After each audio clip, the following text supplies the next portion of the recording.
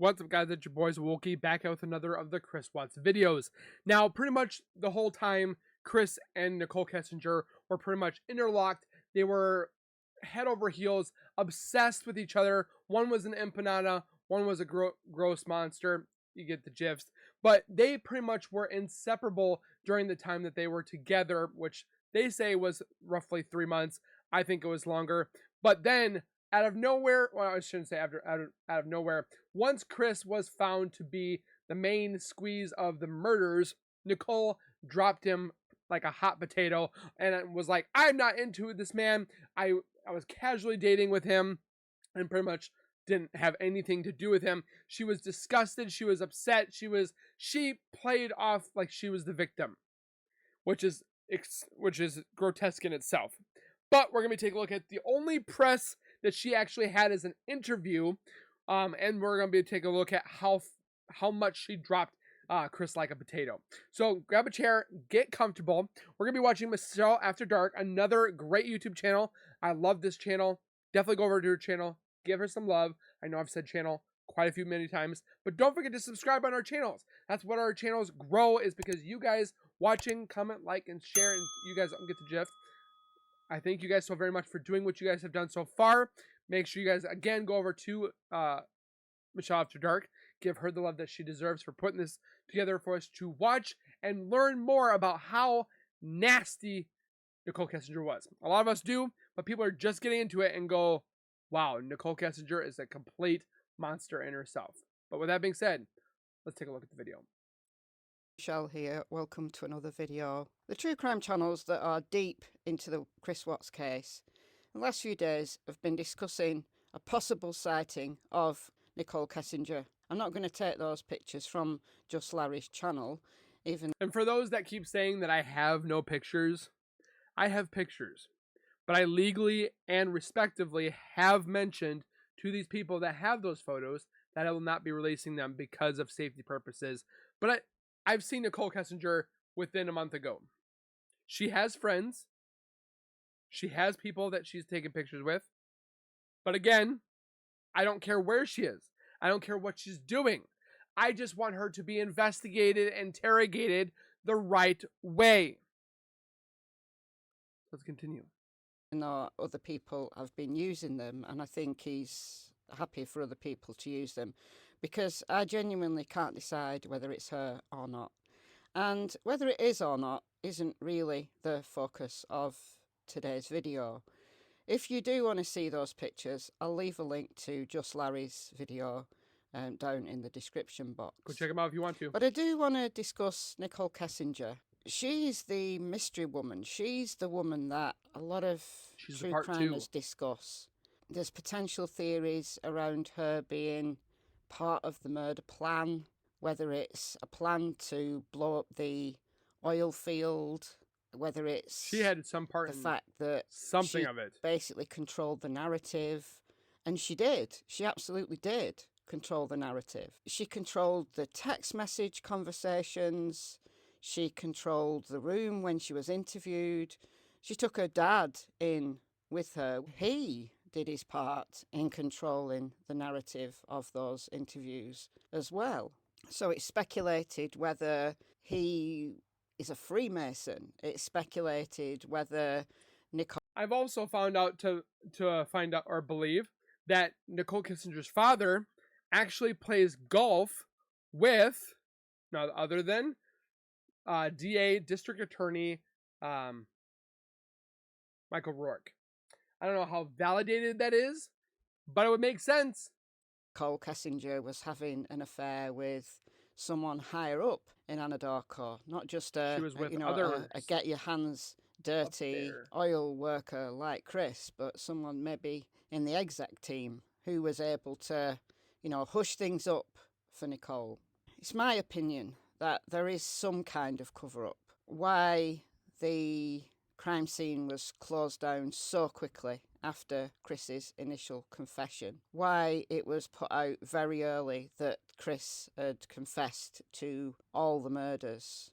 Actually, he was just saying he confessed to Shanann's murder, but he was adamant that he didn't murder Bella and Cece. It was only in February the following year, February 2019, that he confessed to agents Lee, Corder, and Detective Baumhofer when they went to see him in Wisconsin, in Dodge Correctional, that he confessed to all the murders. She was known, D.A. Rourke, after the sentencing of Chris Watts, said that she hampered the investigation by deleting evidence. It's alleged that the officers at the time the investigation was closed down, that Nichol Kessinger was being investigated. Indeed, it's speculated now whether there is still an ongoing investigation. Nope, because D.A. Rourke closed it right away. That there's going to be more arrests. Now, whether you believe... There's that doll. If you see this doll right here, this is the couch where he had actually taken that picture and sent it to Shanann, pretty much like, oh, look at this. And she was like, I don't know if I should be scared or laugh because this is a joke or not.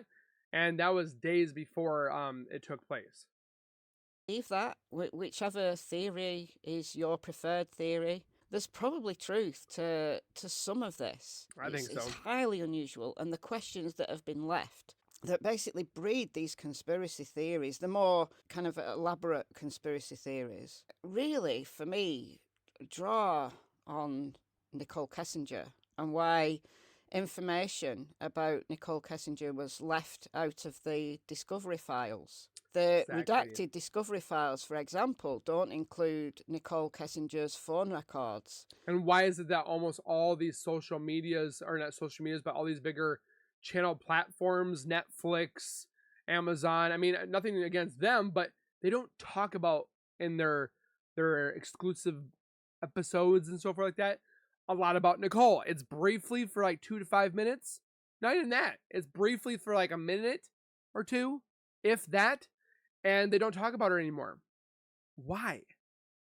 For that crucial time around the 13th of August. Her records for the 13th of August are available, and that notorious ping. And it's funny that it pinged at 6:16 in the morning. The only time it ever happened was to a number in Milwaukee, Wisconsin. Could that have been, or not the only time from Milwaukee, but the only time in Frederick, Colorado, where she said she was at work, but from 6 to 9, she had no alibi. Milwaukee, Wisconsin is the person from, or the person that's from Milwaukee, Wisconsin is Just Leave Jim Alone. So definitely very interesting that on the morning destination was to Milwaukee, Wisconsin. It could have been a cell phone that was registered to a place in Milwaukee, Wisconsin, but the person was actually in Colorado. We still can't figure out if Leave Jim Alone was in Milwaukee, Wisconsin, or if he was in Colorado at the time of the murders. In Frederick at 6:16 a.m. when she never pinged in Frederick other than when she was at the Chris Watts house. But we can speculate on why she was there, why she made that 1-minute phone call to Leave Jim Alone, her friend. We probably will never know unless Nichol is brought to trial or Chris Watts gets his 35C granted and the judge does grant him a trial. But that would be utterly extraordinary if that occurred. I doubt it will. If Nichole's role, if she had a role in the murders, was covered up back in August 2008. Again, in some shape or form, she was involved. She has 3 felonies that she could have been convicted for, which was tampering with evidence by deleting photos and stuff like that, lying to investigators, and pretty much, what was the third one?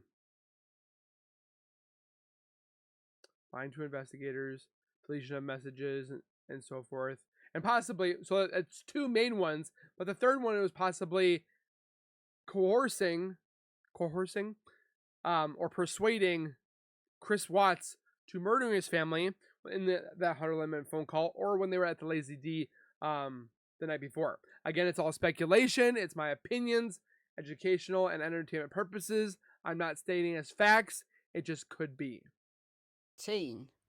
Then it would be equally extraordinary if she was brought to justice now. There'd have to be something highly unusual that occurred for that to happen. My personal view is that she did have a role in the murders. Thank you, Michelle. I'm not sure, though, that she actually completed we can't say the murders. physically. I think Chris did that himself.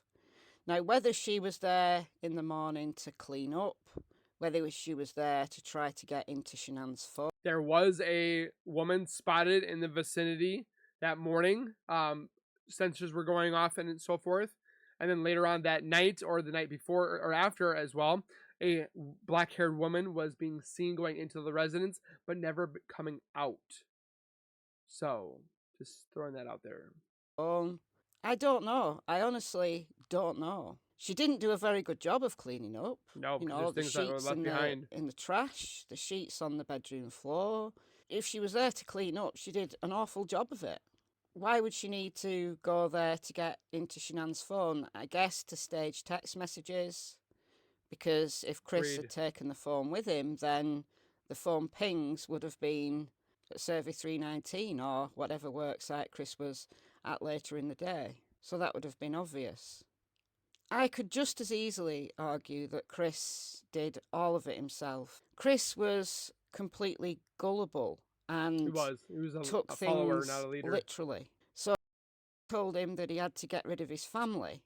I speculate that perhaps, I said this in a previous video, the idea of Chris getting rid of his your family and the idea forming for Chris to, instead of just getting divorced. If Gypsy Rose can be put away for up to 10 years for persuading or telling her boyfriend to do it. Just saying. And, you know, be financially wrecked by it. On July the 14th, when she freaked out, in Chris's own words, and she left the house and she went to sit in her truck to text him because she wanted to be the one to give him a son, when Chris supposedly admitted that Shanann and he had been trying for a baby. And she wanted to give him his firstborn son. She's been into weird dark magic that requires a sacrifice of a firstborn son, a firstborn, or not first baby, but a firstborn son, infant sacrifice. That's literally what she was into. Like the coincidence, or it's not even a coincidence anymore. It's scary as crap. Did he tell her actually that Shanann was pregnant on that day, rather than just trying for a baby? And Nicole freaked out. It was his idea to do it. And Chris then, the idea started to form in his head that he needed to get rid of the baby, to get rid of baby Nicole. And then the plan developed from there, in Chris's head. So perhaps Nicole, her only role in it was telling him he needed to get rid of his family, meaning divorce his family. Whether that was her only role or whether she had a more active part in it, as many people suspect. That 111-minute phone call on the evening of the 12th of August, as Shanann's plane was delayed from Arizona, as Shanann waited for her flight, as Shanann tried to ring Chris and he pretended that he'd passed out on the couch when actually he was on the phone to his mistress. When Nicole was interviewed by Kevin Kobach, she could. I wanted to know too. I was gonna take a poll on this. It was kind of like a weird, funny poll, but for my male viewers, do you guys use those masks that you put over your face to block out lighting, to keep your eyes closed, kind of control headaches? I've seen some of them that they go up to here to, but just nonetheless, there was one of those in this bed. So would Chris have worn that to block out the sun and stuff like that in the morning? I mean, he's got drapes all over the downstairs. I just want to know, because that could entail that somebody was else in there. Nicole Kessinger. Just saying. Couldn't say. She couldn't remember what they talked about for that 111 minutes. Were they discussing the murders then? Did she have an active role in it? And did she just drop him like a hot potato when it all started to unravel? Like Maybe she changed her mind. I don't know. All these are speculations. But what is absolutely for sure is that Nicole has disappeared. And those speculations is what keeps this case continuously hyped to the highest. Like, if you type in anything when it comes to this case, boom, there's like thousands of videos.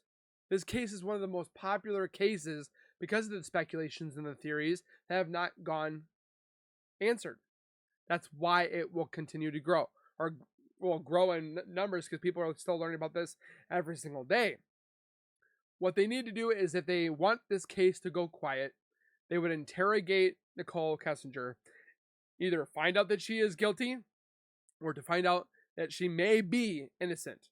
We don't know, but we can only go off by what we think, what we see, what we hear, theories, speculations.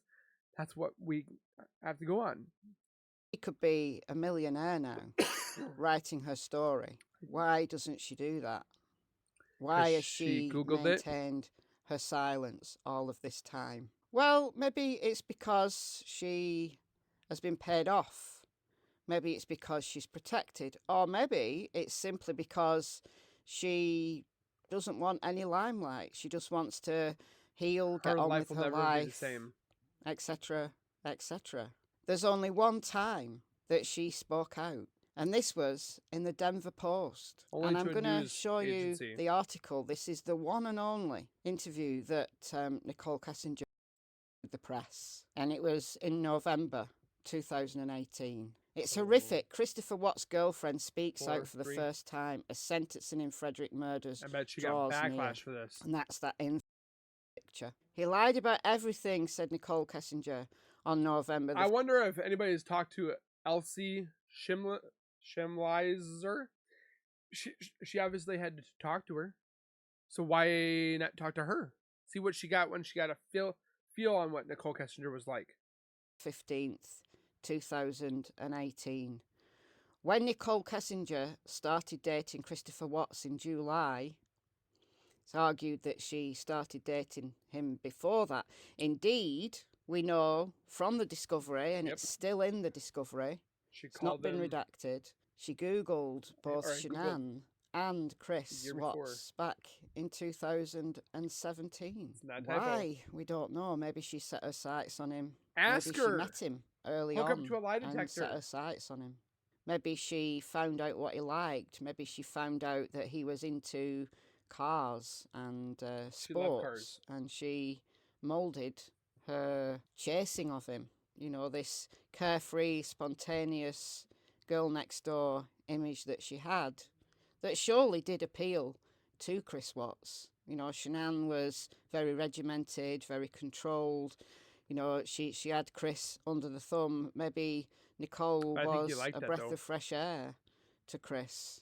So he appeared to be a soft-spoken man who was at the end of divorce proceedings. But that's kind of not true, is it? He told her on July the 14th that they'd recently been trying for a baby. So is she telling the truth, or is Chris? Well, both of them are known liars, so who knows? Your guess is as good as mine. It wasn't until the Frederick man's wife and 2 daughters went missing in August. It's just really weird that I'm 35, almost going to be 36 here in the next 2 months, and Watts, being 33, took it upon himself to do this act of his family when I could have never even dreamt or dreamed of doing that to my family. It's grotesque. It's out of what was he thinking at that age? At 33, I was trying to work on I still trying to work my butt off to provide for my family, my kids, I even do it to strive to hopefully one day take care of my mom and dad if they ever need it. So him just ruining every single family that he's had. He ruined the Ruseks. He ruined his side of the Watts family. He ruined his main family. He just ruined everything.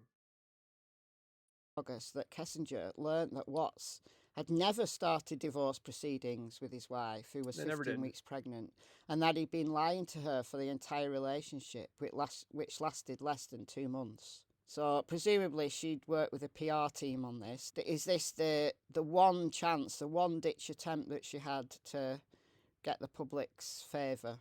I don't know. Kessinger was shocked by Watts' arrest, but she never doubted that he killed his wife, possibly getting Shanann, caught, and their 2 daughters, Bella, 4, and Celeste, 3.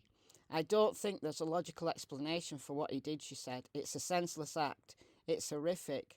They're so... she claimed in one of the interviews with Kevin Kobach. They're so little. Kessinger approached investigators before Watts' arrest and participated in multiple police interviews. It doesn't say that she lied through her teeth and she was controlling the narrative from day one. It doesn't... Well, this was posted 3 years ago, so we know now that she was. Say that, does it? Describing details of their relationship in what he had told her about the missing family. Now that Watts had pleaded guilty to the murders, so she thought she was home and dry. The reason why she wanted to not barely know him is because she wanted to distance herself so far away that she would not be included in this Watts' decision of going to possible trial. Was home and dry, of course she was. Kessinger said that in an exclusive interview with the Denver Post that she wanted to share her side of the story. Many people have speculated about their relationship after the arrest affidavit revealed that Watts had been having an affair with an unnamed. So that's another thing too, and I do apologize for stopping, but you guys have asked me to do so. That they did a lie detector on Chris, but didn't decide to do one on Nicole. Now I know you have to have, like, I wouldn't say the authority to do it on some, like, they give the consent. Chris gave consent that he was going to go ahead and go without, or do the lie detector. Do you think Nicole would have actually taken one? She would have failed. She definitely would have failed. But again, you can't use the lie detectors as technical concrete evidence in court. It's just used to pretty much show. Again, you can't physically state that lie detectors are used in court. Woman. Watts, 33, is scheduled to appear in court Monday for sentencing hearing after pleading guilty last week to murdering his wife and 2 children in August. I mean, all that was so strange. And concealing their bodies on a rural Weld County oil site. If the judge accepts the plea deal, Watts will be sentenced to life in prison for the crimes that drew national attention to the small town north of Denver.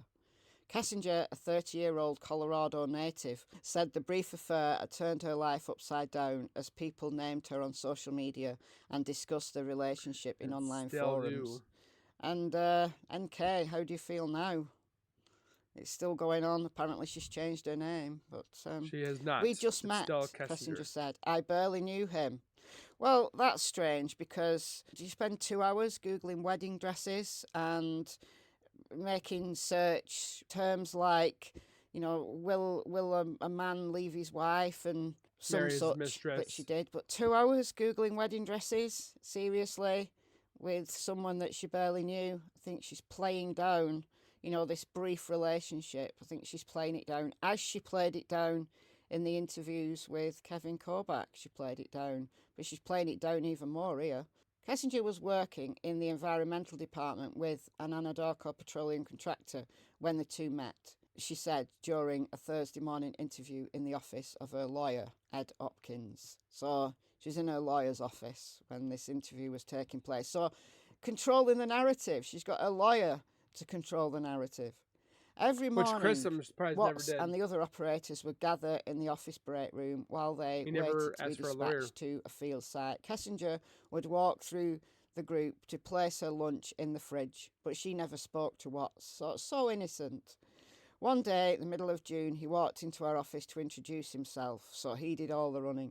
They continued casual conversations. She noticed that Watts did not wear a wedding ring, and Kessinger, who was single, thought he was attractive. When he spoke to me, he was very soft-spoken. He appeared to be a good listener, she said. Watts told her he had 2 daughters, and after Kessinger asked, Watts said he was separated and at the end of divorce proceedings. I believed him, she said. When they first met outside of work in late June, Kessinger asked Watts more questions about his divorce. He told her the mutual divorce was almost final. Well, he could have done. He absolutely could have done, but she found out the truth. She did know. She did know. They were working out financial details, she said. The two began a physical relationship in early July and saw each other 4 to 5 times a week, Kessinger said. So it's hardly, a brief relationship. Even if it was brief in time span, it was pretty full on. Seeing someone that you barely know 4 to 5 times a week is pretty full on. She told him she wanted to take it slow and he should focus on helping his daughters adjust to the divorce. Well, when he went to North Carolina, and she said that he needed to spend time focusing on his family. On the 14th of July, when she said, "Why do you want to give up all of this? And can you make it up with your family?" She didn't really mean it, did she? Nope. She was calling Chris's bluff, and he was maybe too naive to realise. Because when he didn't respond in North Carolina and said he would only be able to respond in text message, "Are you with them? Are they there? Are you with her?" So the focusing on the family thing was just a ruse, just a ploy to get Chris to say, "No, you're the most important thing, you're number one," when she realised she wasn't number one. When Watts went to visit family in North Carolina at the end of July, he called to tell her that his divorce was final. I don't know about that. Nope. Later that month, he asked Kessinger to help him find an apartment that would be good for him and his daughters. They never spoke about long-term plans for their relationship. So she Googled wedding dresses just on the off chance then? Or was she planning to marry someone else? Was she really having an affair with someone else that was maybe more promising? That's a good point. Maybe she was just a game player. Maybe she's a mistress for other people. Game player. I used to know someone like Nichol Kessinger.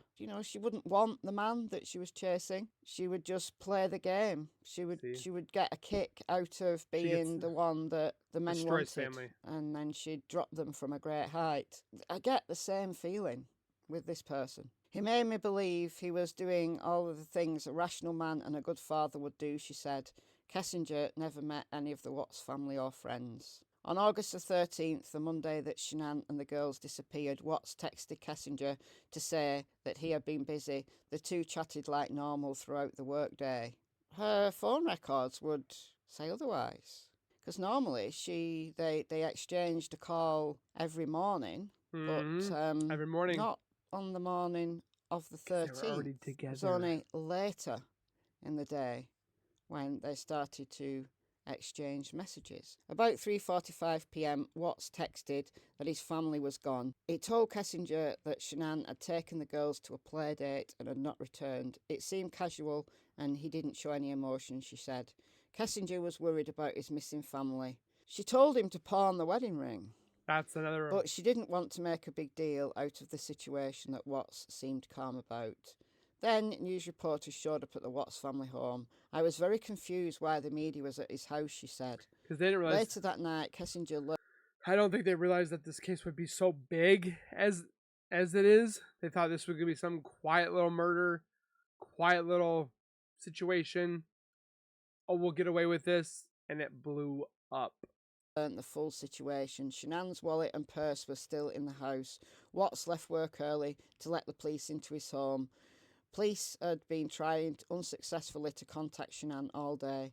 When I read the news, I found out he was still married and his wife was 15 weeks pregnant. Well, given that she was looking them up on the internet, I think even if Chris hadn't told her back in July, she would have known. She was shocked at the lies and scared for the missing woman and children, she said. If he was able to lie to me and hide something that big, what else was he lying about, she said. In a flurry of long calls and texts that night. What about the 111-minute phone call the night before? Did you mention that? Or did your lawyer maybe advise you not to? Watts changed his story about his split with his wife. Sexy talk. Kessinger barraged Watts with questions. Were there signs someone had forced themselves into the home? Were their daughter's car seat still there? Was one of the girls' EpiPens still in the house? Well, did she know all of this? Did she know that the CC had an EpiPen? She barely knew him, so why would she have known all of these details? Mm-hmm. Why would she have known to ask about car seats? Why would she ask all of these questions? And a man that she barely knew? I don't think so. Watts didn't show any emotion during the conversation and tried to change the subject away from his missing family, she said. It seemed off.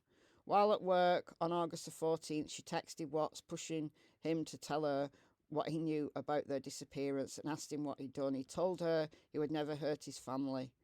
It got to a point he was telling me so many lies. Well, you'd know all about that. Yes, when I eventually told him that I did not want to speak to him again until his family was found. What day did you delete all of the text messages? And did you tell Chris to delete his text messages? Yes, and her friend Charlotte. Kessinger checked the news in hope Shanann and the girls would be found. The next morning, she called the Well County Sheriff's Office to tell them about her relationship with Watts, yet to get her story in first. She met the FBI investigators that day. I just wanted to help, she said, although she couldn't remember things, and when she did, she gave them piecemeal. Michelle's doing good right now. Running around. She couldn't get a new SIM card, and her old SIM card had a problem. Nothing was working. I'm so worried about my job. She was just so concerned about fired from Anadarko. her. And look at all the holes in the discovery that focus, that center around the role of Nichol Kessinger. All those holes. Like her GPS. Where is that? Where's her GPS? Let's have a look at that. Yes. With a pregnant woman and 2 children missing, I was going to do everything I could. Her suspicions proved true when the police arrested Watts later that night, August the 15th, for the killing of his wife and 2 daughters. Kessinger saw it on the news. I just felt so sad, she said, because they're so little. Since his arrest, she has never doubted that he killed them. The story that Watts told police, that he killed Shanann after he saw her strangling one of the girls, is a lie. Kessinger said. He's a liar, she said. He lied about everything. Well, he did. He has. He has lied about everything. So she's right there. But so has she. She's protected her own skin. And if she did have some involvement in it, as many suggest, then she dropped him like the proverbial hot potato. But tell me what you think. What's your theory? Let me know in the comments. I agree. I've been Michelle. I do hope you're well, and I will speak to you in the next video. Man. The difference in day and night you see with Chris compared to how he was with Shanann and how he's with Nicole.